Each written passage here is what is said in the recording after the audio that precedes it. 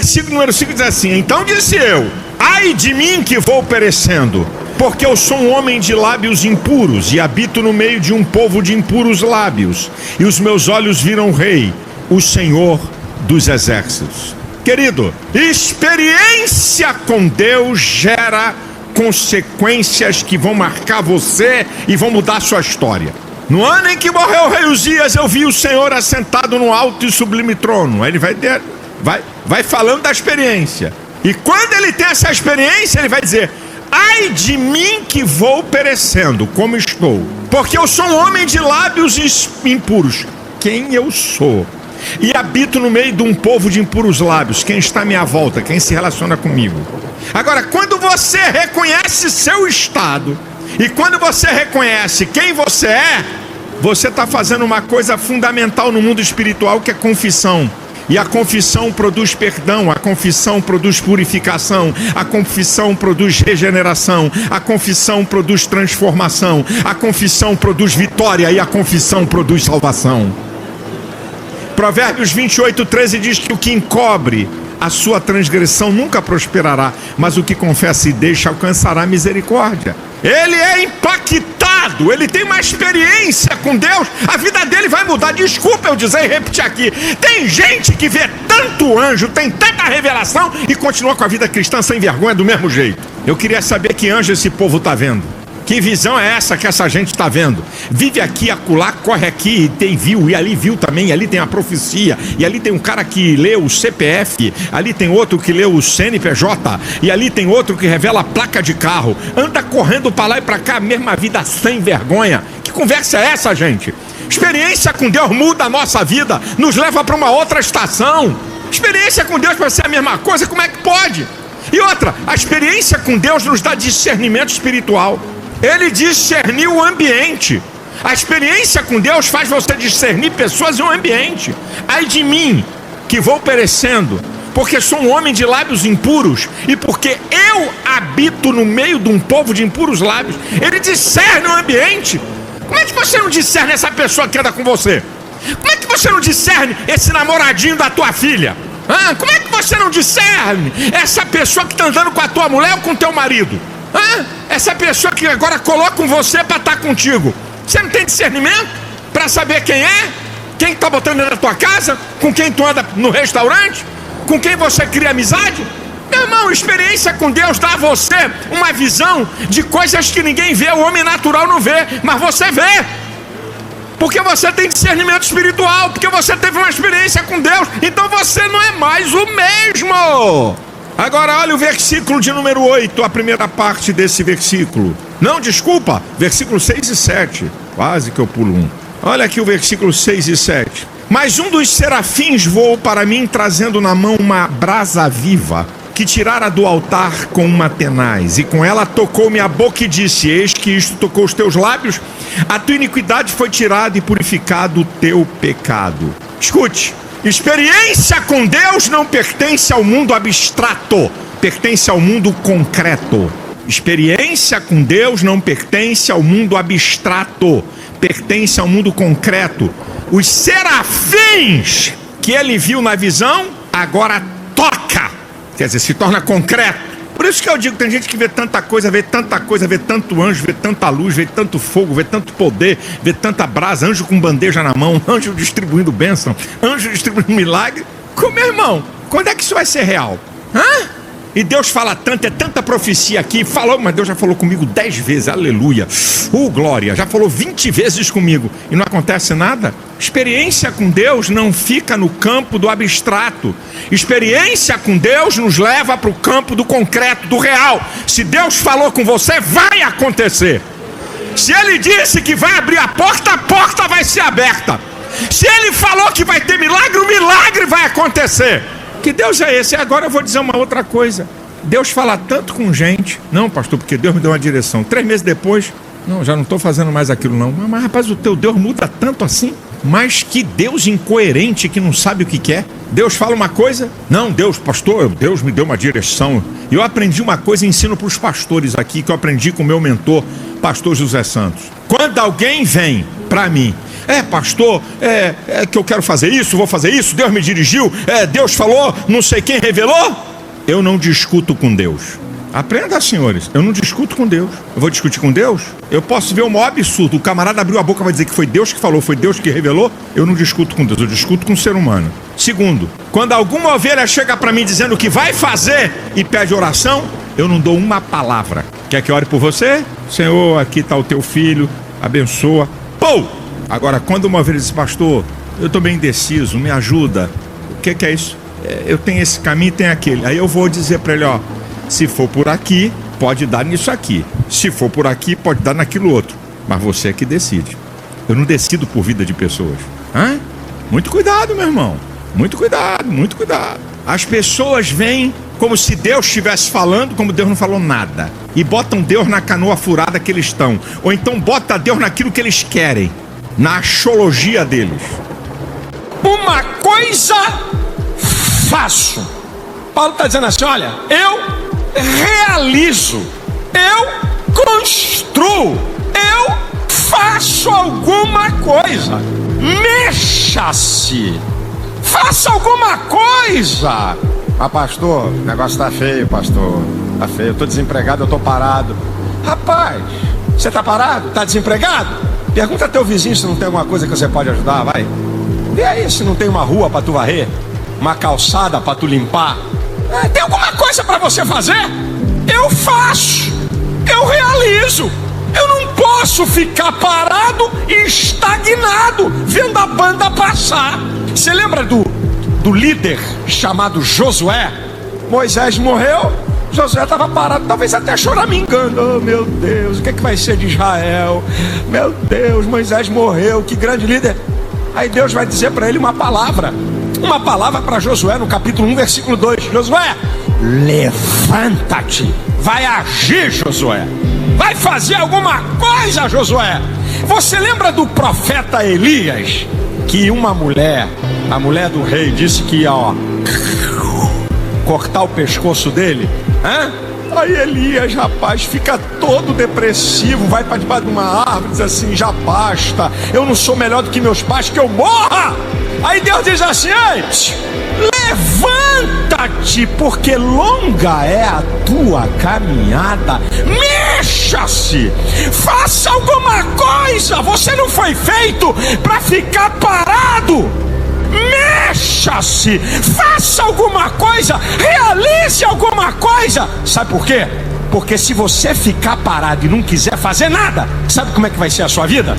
A sua vida vai ficar estagnada, paralisada, estacionada. Sabe como é que vai ficar a sua vida? Acomodada. Sabe o que é acomodação? Eu resumo a acomodação com isso aqui: não dá trabalho. Tá bom, não força, tá joia. O salário é desse tamaninho, mas tá bom. Não tô morrendo de fome, tá bom. Sabe? Você sabe que as pessoas se acomodam com doença, com salário de miséria. As pessoas se acomodam, o mendigo se acomoda até com o chiqueiro que ele vive. Sabe? A pessoa busca um lugar de conforto, parece até paradoxal. Mesmo que esse lugar de conforto seja um lugar de miséria, a sua vida vai ficar acomodada. Sabe o que vai acontecer com a tua vida se você não fizer nada? Sua vida vai ficar atrofiada. Atrofiar é encolher, vai retroceder. Você não vai se desenvolver. Se você não quiser fazer nada nessa vida, sabe o que vai acontecer com você? Vai começar a sofrer, a ter dor. Faz o seguinte, faz uma viagem daqui para São Paulo. Daqui para São Paulo de carro. Quando você chegar lá em São Paulo, depois de uma viagem, qualquer lugar, uma viagem de 3, 4 horas num avião, 3, 4 horas no automóvel, quando você chega no lugar, você faz assim, parece que dói tudo, porque se você ficar parado muito tempo numa posição, começa a dar dor ciática, dor sei lá de quê, sabe? Você fica sem fazer nada, começam a aparecer problemas que vai te causar dor. Se você não quer fazer nada, sabe que tipo de vida você vai ter? Uma vida desanimada. Você não vai querer lutar pela vida, você não vai querer vencer, você não vai querer ter objetivos, você não vai ter prazer de fazer nada. E sabe o que vai acontecer com a sua vida? Você terá uma vida de derrotado. E sabe Sabe como é que vai ser a sua vida? Uma vida de frustrado. Por que eu não levantei? Por que eu não fui? Por que eu não aceitei? Por que eu não fiz? Por que...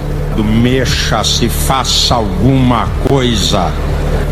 Pastor, o senhor está falando isso é porque o senhor ainda é jovem. Você só é jovem. O senhor é jovem. Mas olha aqui, a minha idade e tal. Eu tô na idade. Irmão, minha mãe começou a fazer curso universitário depois de 45 anos. Eu não vou dizer a idade de minha mãe, porque a idade de mulher não se diz idade de mulher. Eu não vou dizer a idade da minha mãe não, mas ela tem mais de 74. Ela começou a fazer curso de nível superior depois de 45 anos de idade, porque não teve oportunidade na vida. Minha mãe tem 3 formações de nível superior, tem vários cursos de pós-graduação, trabalha até hoje. Não precisava não, podia ficar em casa. Fala com ela para ela ficar em casa. Fala lá com a dona Albertina, vai lá. A senhora, com essa idade, a senhora tem que parar. O quê? Eu quero produzir, eu quero fazer alguma coisa. Sabe, eu lamento que na cultura brasileira, eu conheço um pouco a cultura americana.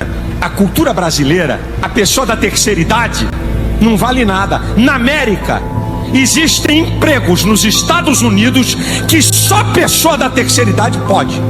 Eles não põem gente nova. Você quer ver? Você já viu merchandising de supermercado? Bota uma com a saia aqui para você experimentar um novo suco, para você experimentar um novo produto, né? Aí bota uma menina, um avião, né? Um avião turbinado. Aí o cara fica sem graça, e todo mundo fica sem graça. Na América, duvido você ver uma modelo no mercado, numa loja fazer isso. Duvido. Sabe quem faz isso? Senhoras e senhores acima de 70. Vem cá, meu filho, prova aqui.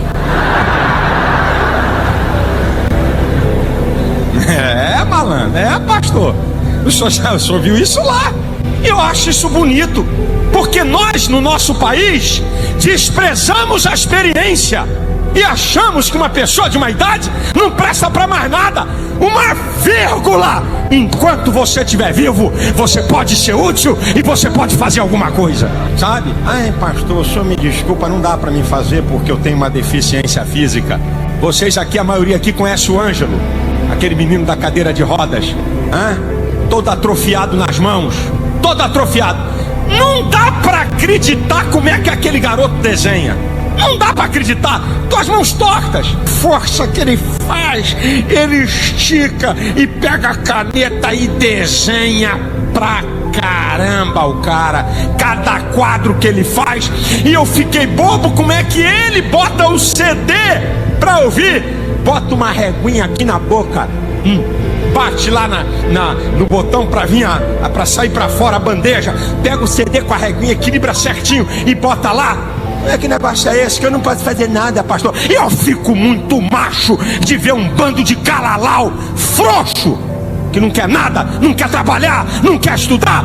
Fica namorando esses vagabundos por aí, minha filha, que quando tu casar vai pedir esmola pra 2. Te vira, malandro, vai vender pipoca, vai vender limão na feira, meu chapa, vai vender sorvete na praia. Mexa-se, faça alguma coisa hoje. O que é que a gente tem que esquecer? Aí tinha que falar de tanta coisa, mas eu escolhi algumas principais. O que é que a gente tem que esquecer do passado? Primeiro, dos nossos pecados. Meu amado irmão, quando você peca contra quem?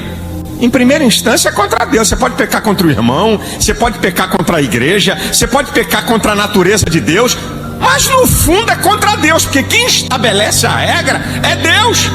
Se não houver regra, não há pecado, porque não há o que transgredir.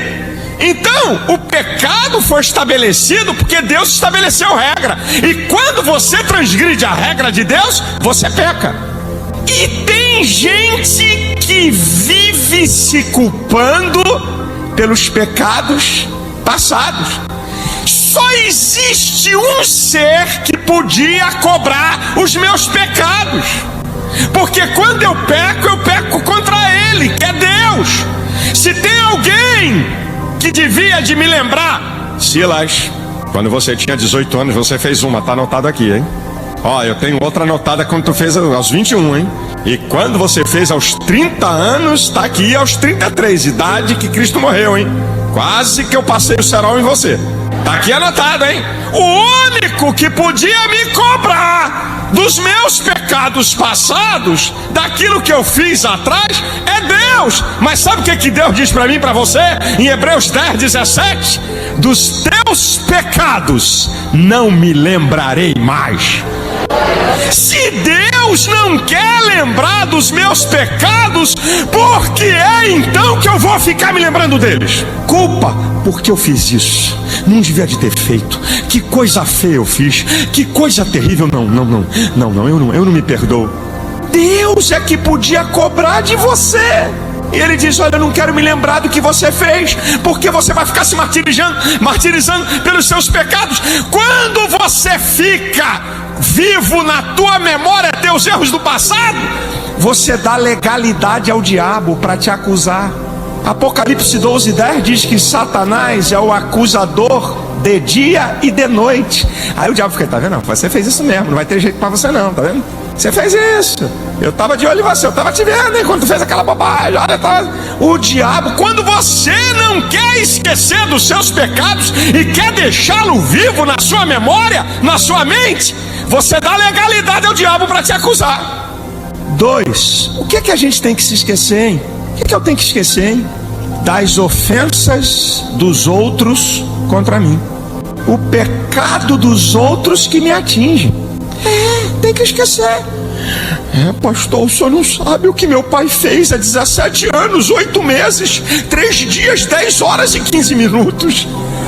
O senhor não sabe o que meu pai fez comigo, pastor. O senhor não sabe. O senhor não sabe o que aquela bruaca da minha mãe fez. O senhor não sabe o que aquele tio fez comigo, o que aquele patrão, ou aquele ex-marido, aquele ex-namorado. Querido, se você mantiver vivo na sua mente, no seu coração, na sua memória, as ofensas dos outros contra você, sabe o que acontece? Eu vou te mostrar. Um versículo aqui que eu vou citar tem 3 coisas. Hebreus 12:15. Ninguém se prive da graça de Deus. Alguma raiz de amargura brotando vos perturbe, e por ela muitos se contaminem. Aqui tem 3 coisas que acontecem quando você quer manter vivo na tua mente e no teu coração as ofensas dos outros contra você. Primeiro, ninguém se prive da graça de Deus. Se você manter vivo no teu coração o pecado dos outros contra você, você deixa de receber as bênçãos de Deus. É isso que o escritor está dizendo. Nenhuma raiz de amargura brotando, a ferida fica aberta, o negócio fica vivo. Parece que toda vez que você lembra do fato, está acontecendo naquela hora. Dói, machuca. Terceiro, alguma raiz de amargura brotando, por ela muitos se contamine. Sabe qual é o problema? É que a tua bronca, a tua raiva, o teu ódio contra alguém que te fez mal, você acaba compartilhando isso com outras pessoas, e aquelas outras pessoas que não tem nada a ver com peixe passam a ficar com raiva daquela outra pessoa que te fez isso. Você acaba contaminando outros. Sabe o que acontece quando você mantém vivo na tua memória, no teu coração, o pecado dos outros em relação a você? Você impede o perdão de Deus. Mateus capítulo 6, versículo 14 e 15. Se perdoardes aos homens as suas ofensas, vosso Pai Celestial perdoará a vós.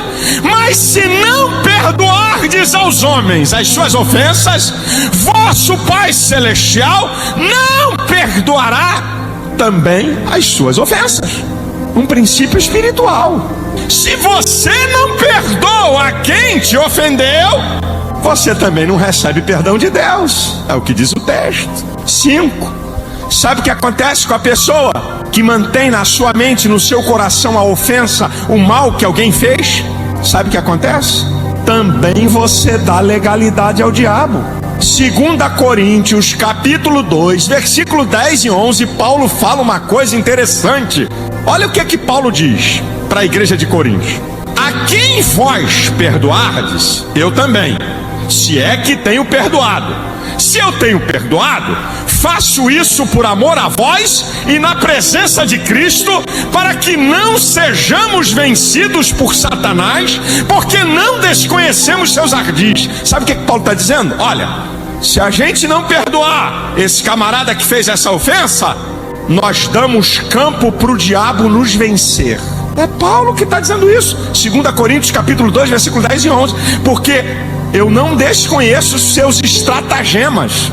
Quem sabe tem alguém aqui essa noite na igreja, ou me vendo por uma fita por esse programa, que você não tem conquistado vitórias na sua vida, e você fica procurando resposta, e Deus está te fazendo ouvir isso. É porque você guarda alguma ofensa que alguém fez contra você. O que a gente tem que esquecer, hein, do passado, hein? 3. A gente tem que esquecer os nossos pecados. Temos que esquecer a ofensa dos outros contra nós. 3, nossas atitudes erradas não são pecados. Sabe?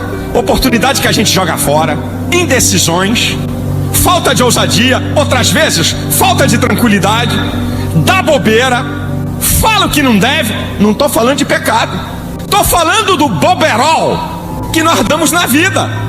E que muitas vezes, caramba, como é que eu fui jogar essa oportunidade fora? Caramba, como é que eu fui fazer isso? E quando você começa a remoer essas bobeiras, essas atitudes erradas, que não são pecados, traz tristeza, traz depressão, traz angústia. Você tem que esquecer. Você tem que esquecer. O que a gente tem que esquecer, pastor? Sabe o que a gente tem que esquecer? Em quarto lugar, as coisas ruins da vida. Não estou falando de pecado, não estou falando da ofensa dos outros, nem das bobeiras que eu dou na vida. Eu estou falando das coisas que acontecem que não estão no nosso controle. Aquilo que Eclesiastes 9:2 diz: tudo sucede igualmente a todos. Um desastre, um acidente, uma enfermidade que te deixou alguma sequela. As coisas que acontecem que estão fora do nosso controle. Uma perda, alguma coisa que acontece e que eu e você não controlamos. As coisas da vida. E que isso tem marcado e perturbado você. Aí você diz assim: pastor, pelo amor de Deus, me dá uma receita para esquecer, porque esse trem doido fica martelando aqui no meu tutano. Me dá uma receita, pastor, eu quero esquecer. Bem, eu preciso dizer para você o que é esquecer. Porque quando eu falo para você que nós temos que esquecer os nossos pecados, a ofensa dos outros, as atitudes erradas que a gente toma, as bobagens que a gente faz na vida e que não é pecado, ou as coisas ruins que acontecem, você tem que ver por 2 ângulos o que significa esquecer. Primeiro, no sentido literal da palavra: ser apagado da tua memória. Pode acontecer, mas existe um outro fator. Você tem memória, e você tem pelo menos 2 processos na sua memória: memória de curto prazo e memória de longo prazo. A memória de curto prazo, os fatos menos importantes são jogados fora. A memória de longo prazo registra os fatos mais importantes e as coisas que nos marcaram. E aí esquecer, sabe o que significa? É que se passar pela tua memória, se o teu processo mental buscar lá na tua memória um fato do passado e vir à tona essas coisas que eu falei, não te causa dano algum, não te causa problema nenhum.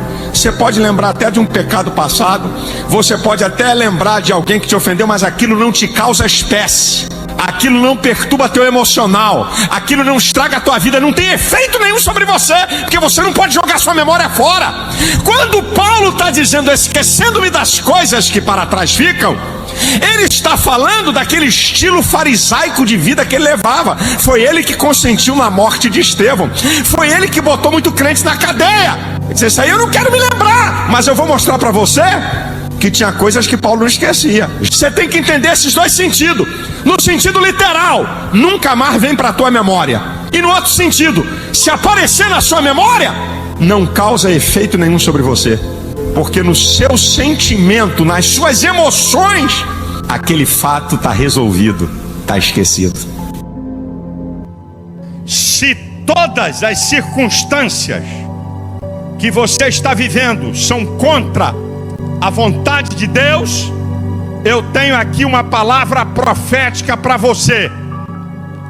Há uma palavra profética para você. Se tudo está contrário, nada está dando certo. Não desista. E de vez em quando a gente pensa que palavra profética, eu vou fazer, eu vou abrir, eu vou mandar anjo, eu vou decapitar meia dúzia. Não. A palavra profética para você que está vivendo circunstâncias contrárias à vontade de Deus é: não desista. Agora escute o que eu vou te falar.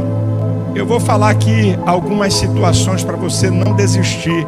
E eu quero que em cada palavra que eu declarar, eu quero que você vai no final, no meu sinal, eu quero, quem quiser, lógico, eu quero, mas é quem quiser. E quem crê, eu quero que você diga: eu não vou desistir. Então escute o que Deus está falando com você. Se a palavra profética para você é não desista, primeiro, não desista, mesmo que todos desistam de você e não dê importância para você. Olha o cego de Jericó, Lucas 18:35. Ele clamava e todo mundo desistiu dele. Cala essa boca, rapaz, vem uma multidão, vem tanta gente. Jesus, filho de Davi, tem misericórdia de mim. Jesus, filho de Davi, tem misericórdia de mim. A multidão estava dizendo: esquece esse cara, cala essa boca, rapaz. Tem tanto enfermo do lado dele, você está gritando aqui longe. O que aconteceu? Jesus manda chamá-lo e diz: que queres que eu te faça? Eu quero ver. Então veja. E ele viu. Não desista, meu irmão, mesmo que todos desistam de você e que não dê importância para você. Vamos lá? Eu não vou desistir. Querido, não desista, mesmo que todos se esqueçam de você. Quando eu tinha alguma coisa, vivia cheio de gente lá em casa, filando a boia, filando um churrasco de carne de gato, mas estavam lá, o Guaraná Toby. Depois que a coisa ficou feia, ninguém mais me procura, esqueceram de mim. Isaías 49:15 diz: pode uma mulher esquecer-se tanto do filho do seu ventre, do filho que cria, que não se compadeça dele, ainda que ela se esquecesse de ti. Eu, todavia, diz o Senhor, não me esquecerei de ti. Você não está esquecido no céu. Deus sabe tudo a teu respeito. Não desista, mesmo que todos se esqueçam de você. Diga aí com vontade, meu irmão, vamos lá?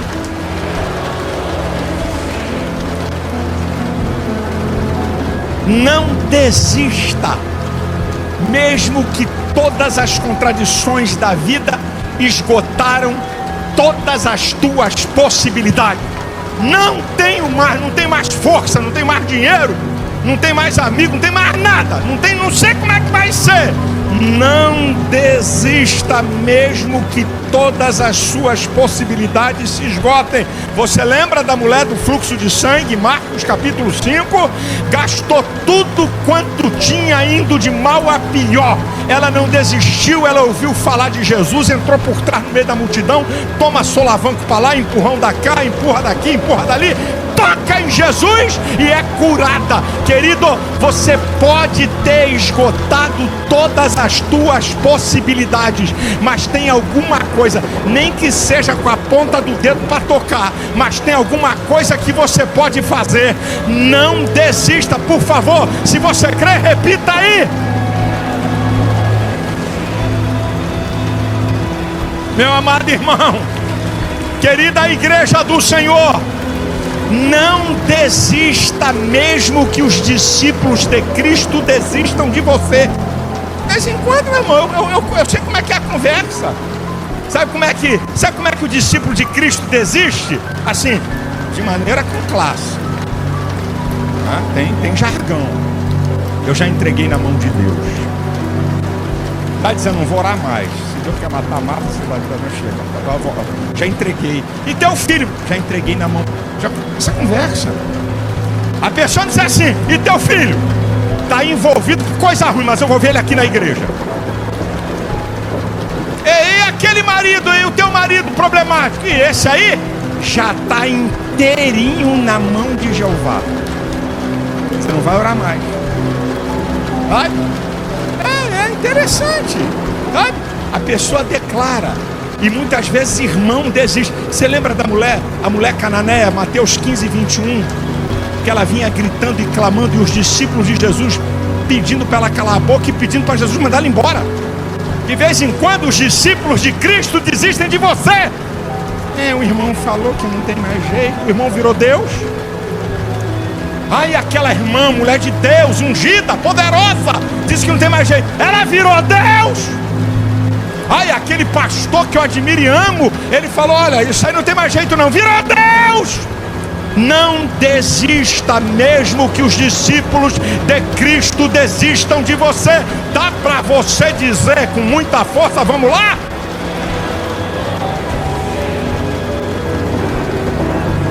Querido, não desista, mesmo que a força do inimigo seja superior à sua, mesmo que tenham adversários mais preparados, mais ferozes, mais poderosos. Como é que esse cara vai me engolir? Essa pessoa aqui nessa empresa é muito poderosa.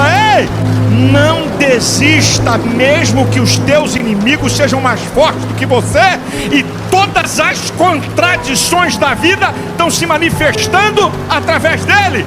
Você nunca leu o Salmo 27? O Senhor é a minha luz, a quem temerei? O Senhor é a força da minha vida, de quem me recearei? Quando os malvados, meus inimigos, meus adversários se levantaram para comer as minhas carnes, tropeçaram e caíram. Ainda que um exército me cercasse, nele confiaria. Ainda que a guerra se levantasse contra mim, eu não temeria. Ei, querido, tudo que a circunstância está mostrando, tem gente mais preparada, mais poderosa para derrubar você, mas não é essa gente que é mais poderosa do que Deus. Não desista, mesmo que o inimigo seja mais forte que você. Dá para você dizer isso com fé? Hã?